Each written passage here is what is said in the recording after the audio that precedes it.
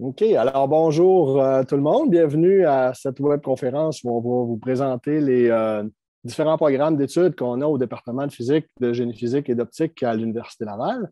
Ça me fait très plaisir de vous accueillir. Moi, c'est Simon Rainville, mon nom, et je suis professeur dans le département depuis déjà plusieurs années et maintenant directeur du programme de génie physique. Je suis accompagné aujourd'hui de deux de mes collègues, Laurent Drissen et Émile Mistotas, qui sont respectivement directeurs des programmes de deuxième et troisième cycle et aussi du programme de premier cycle, l'autre programme de premier cycle qu'on offre en physique cette fois-là. Alors, vous avez trois directeurs pour le prix d'un aujourd'hui dans cette webconférence. Alors, bienvenue. Il y a aussi des étudiants et étudiantes, surtout, qui vont être avec nous aujourd'hui pour répondre à vos questions. Peut-être que des fois, vous avez des questions et ça donne le point de vue là, des gens qui sont vraiment présentement en train de suivre le programme. Ça fait que plus tard dans la rencontre, vous allez pouvoir leur poser vos questions. Alors, l'idée, ça se veut bien simple aujourd'hui. La webconférence, c'est on a une capsule qui a été enregistrée il y a un an ou deux et qui résume très, très bien là, la plupart des points sur nos programmes, qu'est-ce que ça représente, les études en physique, là où ça peut peut-être mener. Alors, on va commencer par tout simplement diffuser cette petite capsule-là qui dure 5 ou 10 minutes. Et puis, vous allez pouvoir l'écouter là, live dans la webconférence. Et par la suite, on sera là pour faire quelques commentaires, peut-être des ajouts à la capsule. Et la rencontre va se terminer aussi en divisant, là, par la magie de Zoom, on est capable de créer des petites salles. Et donc, si vous avez des questions spécifiques à l'un ou l'autre des directeurs de programme ou aux étudiants en physique ou aux étudiants en génie physique, là, il y aura essentiellement 5 salles comme ça à travers lesquelles vous allez pouvoir vous promener pour rencontrer de manière un petit peu plus individuelle les personnes qui pourraient répondre à vos questions.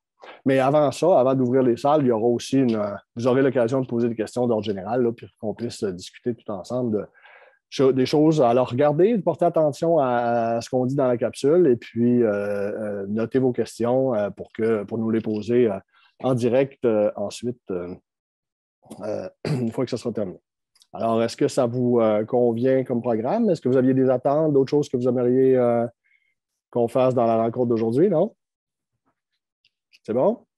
Alors, je vais juste brièvement arrêter mon micro pour pouvoir vous partager ici la capsule.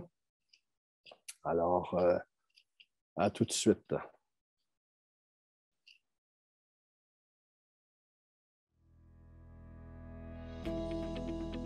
Bonjour et bienvenue au département de physique, de génie physique et d'optique de l'Université Laval.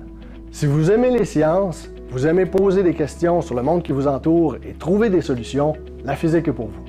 Ce que j'aime de la physique, c'est que autant c'est une science élégante qui veut comprendre les fondements du monde, autant elle a des applications dans une multitude de domaines, comme améliorer le traitement du cancer, l'intelligence artificielle, l'informatique quantique. On peut utiliser des réseaux complexes pour modéliser des phénomènes réels comme la propagation d'une épidémie. Il y a des développements technologiques qui sont faits grâce à la physique. C'est sans fin. L'expérience pour les étudiants à l'Université Laval est vraiment riche. La formation est autant théorique que pratique. Les étudiants ont accès à des labos équipés à la fine pointe. Il y a des cours de projets qui les amènent à réaliser des projets concrets. Il y a la possibilité de faire jusqu'à 3 stages pendant le baccalauréat qui sont rémunérés, autant dans les laboratoires de recherche à l'université ou dans l'industrie. Les profs sont une équipe qui sont motivés, qui aiment ce qu'ils font puis qui s'intéressent à transmettre le savoir aux étudiants. Le département a la particularité d'être situé dans une faculté de sciences et de génie. Ça nous donne l'opportunité d'offrir 2 programmes de baccalauréat de premier cycle, un bac en physique et un bac en génie physique. Et ça, c'est une chance unique qui enrichit vraiment ces 2 programmes-là. Le baccalauréat en physique, d'une durée de 3 ans, vous donnera une solide formation théorique et expérimentale dans les principaux domaines de la physique. Le bac en physique offre 4 possibilités de concentration, en astrophysique, en physique nucléaire et médicale, en physique théorique ou en optique. Ça permet un peu de personnaliser sa formation. Il y a aussi un profil international avec la possibilité de faire 1 ou 2 sessions à l'étranger. Une formation en physique vous offre un très large éventail de compétences et d'aptitudes qui sont très recherchées sur le marché du travail. Au terme du bac, il y a beaucoup d'étudiants qui choisissent de poursuivre à la maîtrise pour participer directement à un projet de recherche avec une équipe de chercheurs, d'autres étudiants, de professionnels. Les choix de sujets sont vraiment variés. Ça va de l'infiniment petit, les nanotechnologies, jusqu'à l'infiniment grand, les galaxies. On collabore avec des chercheurs de partout dans le monde pour résoudre des problèmes actuels en environnement ou en recherche médicale, par exemple.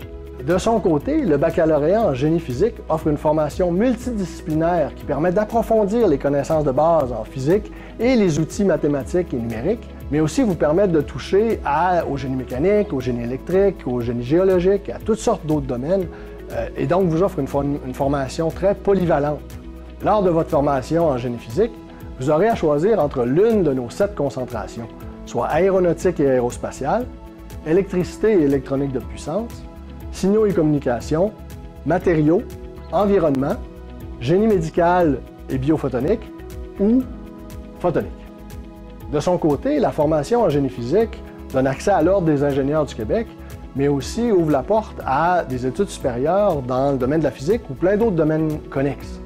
Les cours de projet, ça permet de s'initier à la recherche dès le baccalauréat dans les domaines d'expertise de l'Université Laval comme l'optique, photonique, laser ou la physique médicale ou les télécommunications.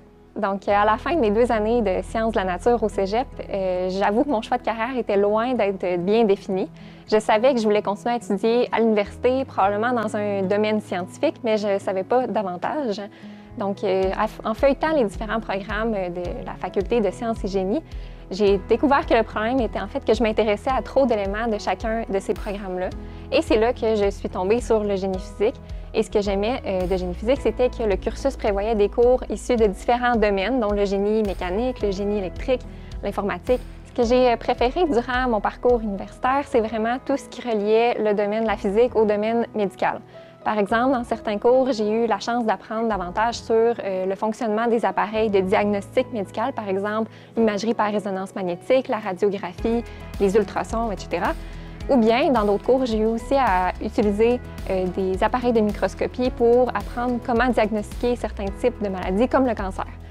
On a aussi eu beaucoup de laboratoires durant le cheminement scolaire. Et dans certains d'entre eux, j'ai eu notamment à concevoir un circuit électrique pour faire un oxymètre, soit le petit appareil qu'on place au bout du doigt pour mesurer la saturation en oxygène. Bref, toute la formation pratique m'a permis de développer plein de connaissances, mettre surtout mes connaissances en physique à l'épreuve. Donc, durant chacun des étés de ma formation, j'ai eu l'occasion de faire des stages de recherche à chacun des étés. Et par exemple, durant la première année, j'ai été dans un laboratoire du professeur Tigran Galtian qui m'a confié un projet en entier sur les cristaux liquides. Donc, j'ai eu à faire la méthodologie, penser à mes démarches en laboratoire, faire les expériences, traiter les données. Et j'ai même eu à rédiger un article scientifique à la fin et j'ai même participé à des conférences. Pendant ma 3e année de génie physique, j'ai fait cette fois-ci un stage en industrie et j'ai eu à travailler plutôt sur les télécommunications. Donc, j'ai appris le fonctionnement des fibres optiques et c'était un tout autre sujet, puis un tout autre environnement aussi. Mais c'est super agréable, puis j'ai pu découvrir à la fois la recherche et l'entreprise durant ma formation.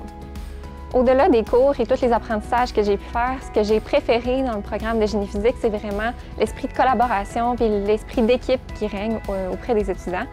En fait, on est plus souvent qu'autrement appelés à travailler ensemble en équipe et à s'entraider, non seulement pour étudier les examens, mais faire des projets.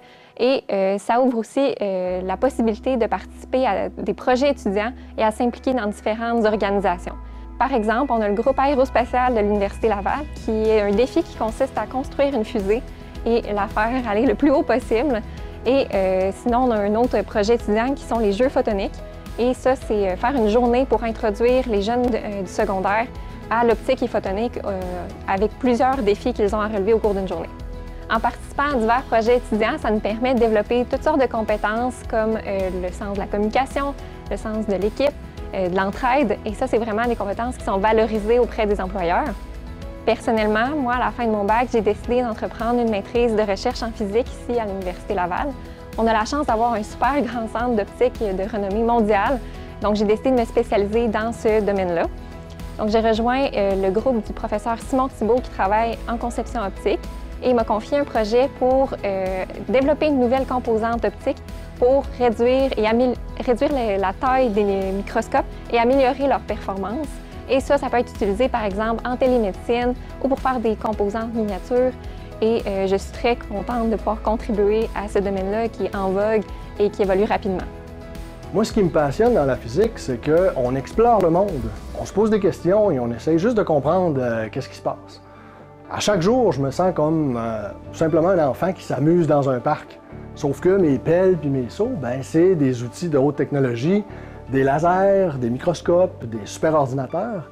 Et puis, mon carré de sable, c'est l'univers au complet. Si vous êtes une personne curieuse, qui aime ça se poser des questions et que vous êtes motivé par les défis, et que ça vous tente de travailler en équipe pour inventer les solutions aux problèmes de demain, la physique et le génie physique sont pour vous. On vous attend!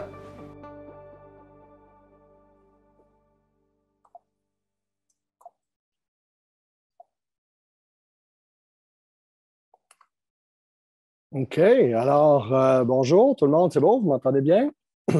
Excellent. Alors, effectivement, la capsule fait un beau survol de ce que c'est de faire des études en physique. Et peut-être un petit point là, d'information, de complément qu'on peut ajouter, c'est une question tout de suite de répondre à une question qu'on reçoit beaucoup dans ces rencontres-là, c'est peut-être la différence entre le bac en physique ou le bac en génie physique. C'est sûr que c'est deux domaines qui se ressemblent beaucoup. Génie physique, c'est peut-être un peu moins bien connu. Alors, il y a plusieurs personnes qui hésitent entre les deux, finalement. Et effectivement, c'est pas facile de décider parce qu'il y a beaucoup de recoupements entre les deux, là. Mais je dirais, pour faire ça bref, que du point de vue pratico-pratique, c'est certain que le bac en physique, c'est 3 ans. Un bac de 90 crédits, pardon, et tandis que le bac en génie physique, c'est 4 ans, parce qu'on rajoute des cours en génie mécanique, génie électrique, d'autres domaines du génie, là, comme il a été mentionné dans la capsule. À la fin des 4 ans en génie physique, vous avez accès au titre d'ingénieur, ça fait que ça peut vous mener peut-être à des carrières un peu différentes. Si le génie vous intéresse, vous pratiquez comme ingénieur, là, c'est sûr que c'est la voie de génie physique qui est à privilégier. Mais dans les deux cas, il y a beaucoup de possibilités. Là, évidemment, les champs d'application sont très, très vastes. On ne peut pas faire la liste là, de tout ce que vous pouvez faire après des études en physique. Grosso modo, quand même, on pourrait dire qu'il y a une tendance là, entre les intérêts. Si vous avez des intérêts un petit peu plus théoriques là, sur comprendre les concepts fondamentaux derrière le fonctionnement du monde et de l'univers, peut-être que vous allez avoir tendance à apprécier un peu plus les cours du côté du programme de physique. Et si c'est plutôt les applications, la conception de nouveaux produits, nouvelles solutions, nouveaux instruments, vous pourriez regarder un petit peu plus du côté du génie physique. Mais encore là, c'est assez caricatural, cette division-là. Là, il ne faut pas se tenir à ça parce qu'on a plein de contre-exemples. On a des collègues ici qui ont étudié en génie physique, la partie un peu plus appliquée, on peut dire, et qui sont... on a quelqu'un qui est prof maintenant dans le département et qui travaille sur la cosmologie et les théories alternatives au modèle standard, donc quelque chose de très, très théorique. Et à l'inverse, il y a des gens qui étudient en physique et qui travaillent sur des solutions en industrie à développer des produits. Ça fait qu'il y a beaucoup, beaucoup de possibilités dans les deux champs. Et sachez aussi, là, une chose importante, c'est que les deux programmes sont donnés en parallèle, disons, et la première année, c'est pratiquement les mêmes cours. Alors, si vous hésitez, choisissez peut-être l'option qui vous appelle le plus en regardant la description des programmes, mais sachez qu'après une session, c'est pratiquement à coup nul. Là, une fois que vous serez sur place, parlez avec les gens, parlez avec les étudiants, là, vous pouvez, si vous êtes inscrit en génie physique, par exemple, transférer dans le programme de génie physique. Après une session ou même un an, vous ne perdez pratiquement aucun temps parce que les cours sont communs. Et ça aussi, c'est une grande force là, que je voudrais souligner du département ici parce que, justement, là, les ingénieurs, disons, physiciens qu'on forme, sont en contact étroit. Ils prennent même les mêmes cours et des fois, ils font leurs devoirs avec des étudiants qui étudient en physique. Puis peut-être qu'ils ont justement un petit peu plus d'intérêt ou de facilité avec l'aspect théorique, mathématique, la rigueur mathématique de la science. Alors, ça leur permet de développer ce côté-là encore plus. Et à l'inverse, quelqu'un qui étudie en physique ici à l'Université Laval va être en contact avec des ingénieurs là, qui disent oui, c'est bien beau tout ça, mais comment je mets ça en pratique, comment je peux bâtir quelque chose avec ça. Et donc, je pense que ça bonifie énormément la formation à la fois des ingénieurs et des physiciens ici au département. Alors, voilà, je pense que c'est un point que je voulais mentionner. Puis, pour ce qui est de la suite des choses, une fois que vous complétez l'un ou l'autre de ces baccalauréats-là, ben, c'est certain que,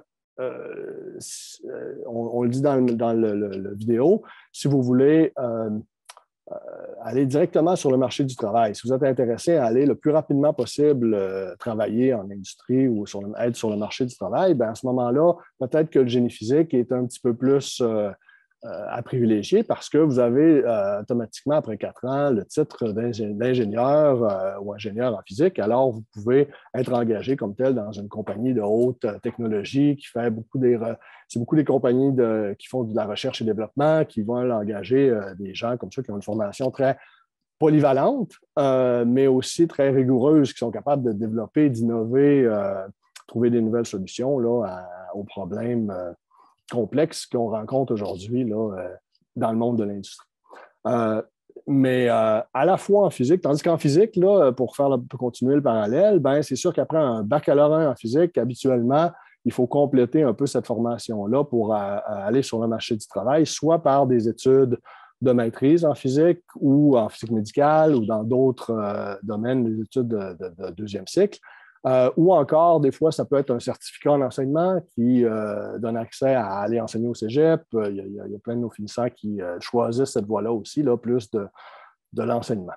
Ça fait que voilà, je pense qu'après un bac, mais l'autre chose que je voulais mentionner, c'est qu'après un bac en génie physique, il y a aussi beaucoup de nos étudiants, près de la moitié, qui décident de continuer à se spécialiser un peu, là, à continuer leurs études au niveau de la maîtrise et du doctorat.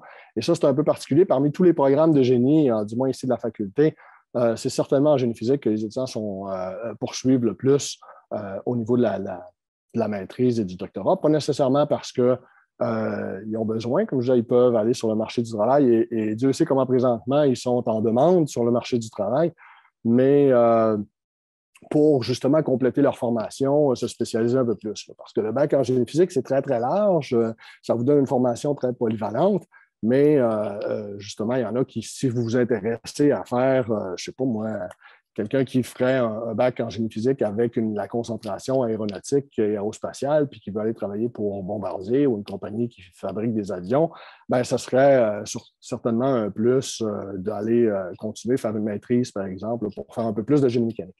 Alors, le génie physique vous permet d'explorer, peut-être si vous n'êtes pas trop sûr maintenant quel domaine vous intéresse le plus, vous pouvez aller explorer plein de domaines et ensuite, soit au niveau des concentrations, là, on pourra y revenir, on en a glissé un mot dans la capsule, mais surtout au niveau de la maîtrise par la suite, là, vous choisissez un domaine puis vous poursuivez un peu plus vos études dans ce domaine-là.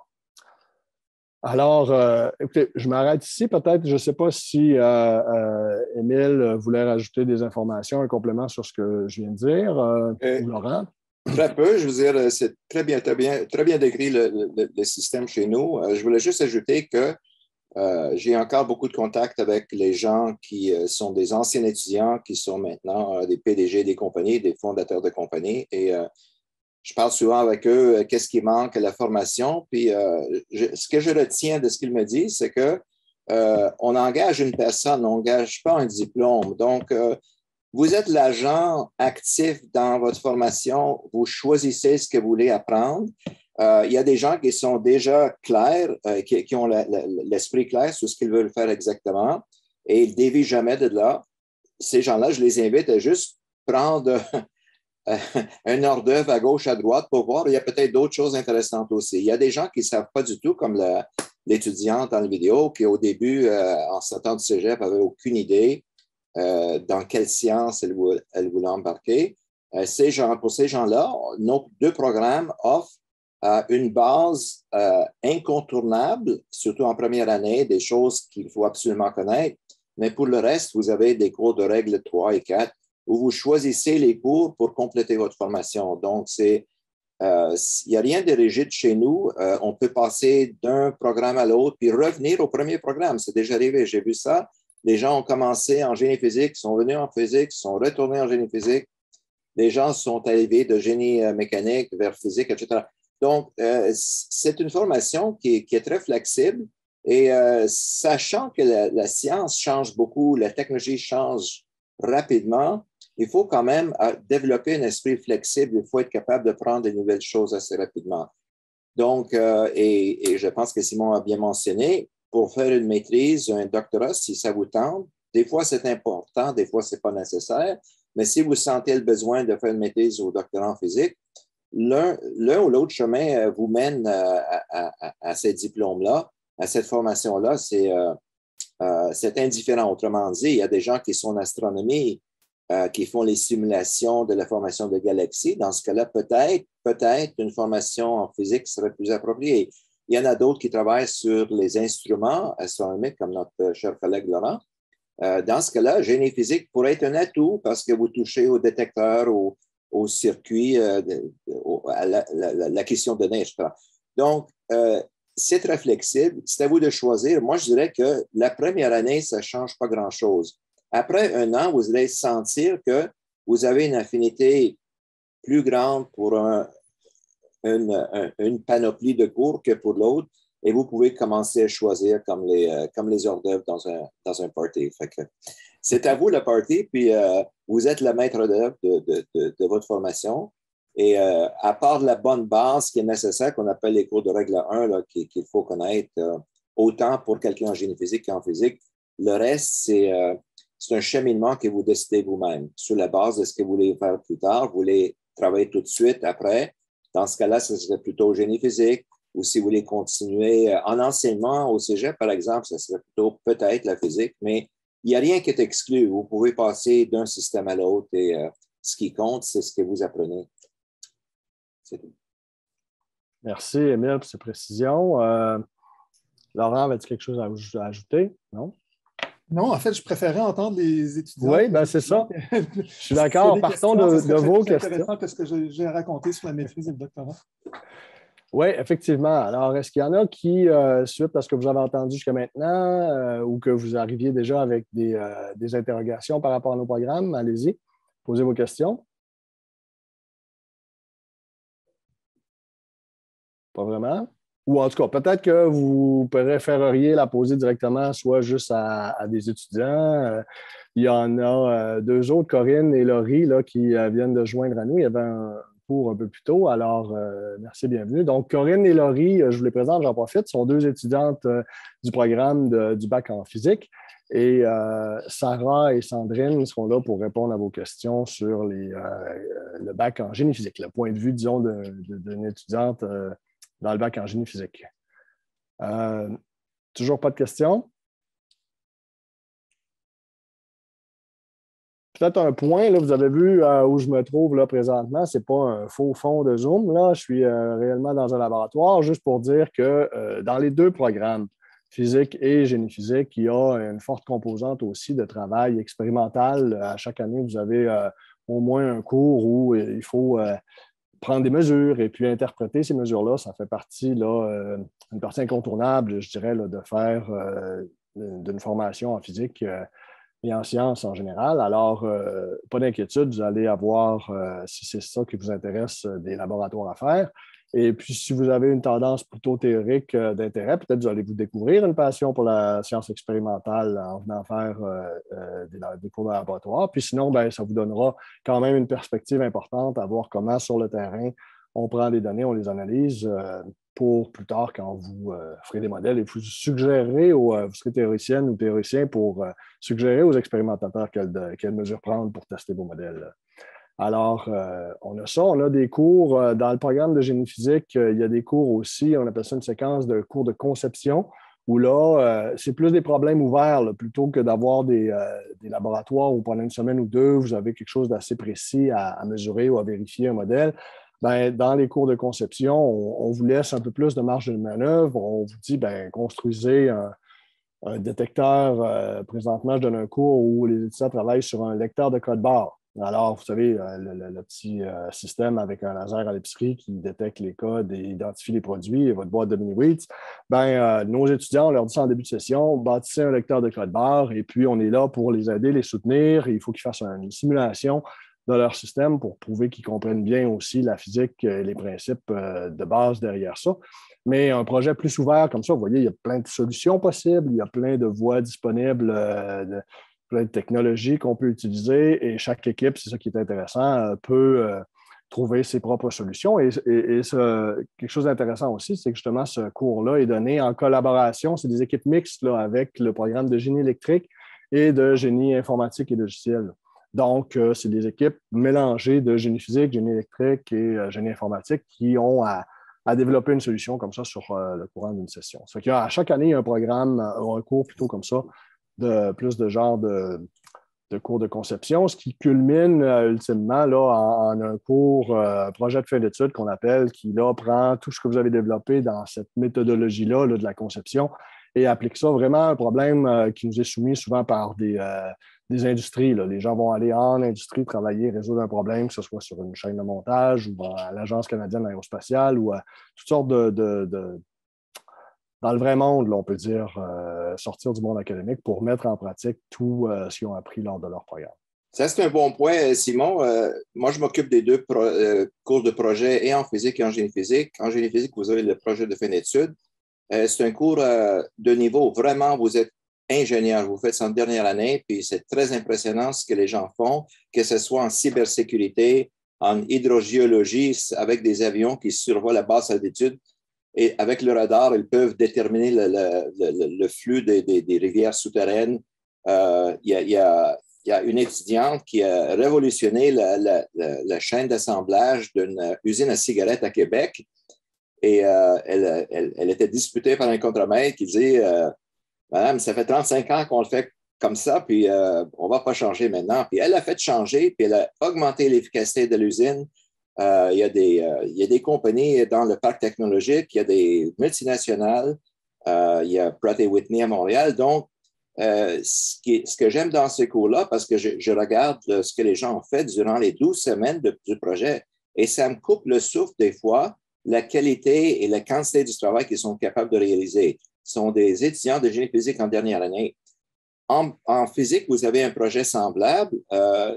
Généralement, c'est plus théorique. Généralement, c'est plus relié, par exemple, au Grand Nord, Sentinelle-Nord, détecter le niveau de méthane au-dessus des lacs, le Pergésol, qui est en train de fondre. Il y a des choses en collaboration avec l'INRSO au centre-ville pour la pollution de l'eau. Donc, dans les deux cas, ce sont des cours de quasiment dernière année. Vous mettez en valeur ce que vous avez appris durant votre parcours normal de cours. Et c'est très comment dire ça? J'aime ça, voir le résultat de ce que les gens sont capables de faire après vers la fin de leur bac. C'est un atout et ça vous prépare bien pour les travaux futurs. Je pense que vous comprenez aussi que, justement, on ne connaît pas beaucoup de nos finissants, nos diplômés qui sont sans emploi présentement. C'est des gens qui ont des compétences très en demande et surtout la capacité de continuer à apprendre finalement puis à se développer dans d'autres domaines. Là, c'est ce que je pense que vous pouvez compter comme compétences sur lesquelles vous allez repartir après une formation en physique.